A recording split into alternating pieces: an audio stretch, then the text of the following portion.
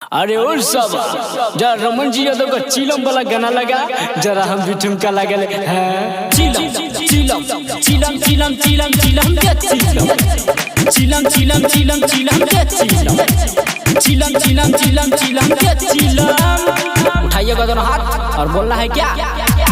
बाबा के मंदिर में डीजे बजाएंगे, डीजे बजाई के सबको नचाएंगे, सबको नचाई के धूम मचाएंगे। भोले दानी पर जलवा चढ़ाएंगे, जलवा चढ़ाएंगे, जलवा चढ़ाएंगे। चिलम चिलम चिलम चिलम के चिलम चिलम चिलम चिलम चिलम के चिलम चिलम चिलम चिलम चिलम के चिलम चिलम चिलम चिलम चिलम के चिलम।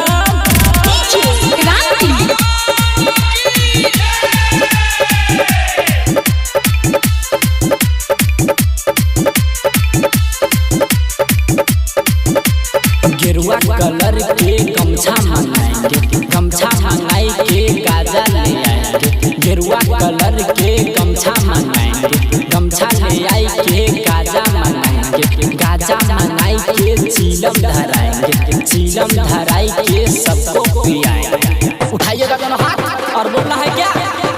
चिलम चिलम चिलम चिलम के चिलम चिलम चिलम चिलम चिलम के चिलम चिलम चिलम चिलम चिलम के चिलम चिलम चिलम चिलम चिलम के चिलम।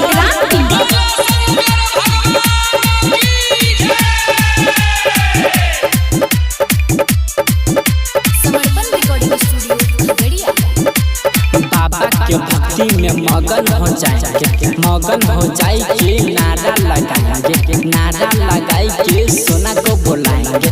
रमन जी यादव का गाना बजाएंगे, गाना बजाई के धूम मचाएंगे। नगेंद्र बिहारी को से हो नचाएंगे। और उठाइएगा दोनों हाथ और कहना है क्या?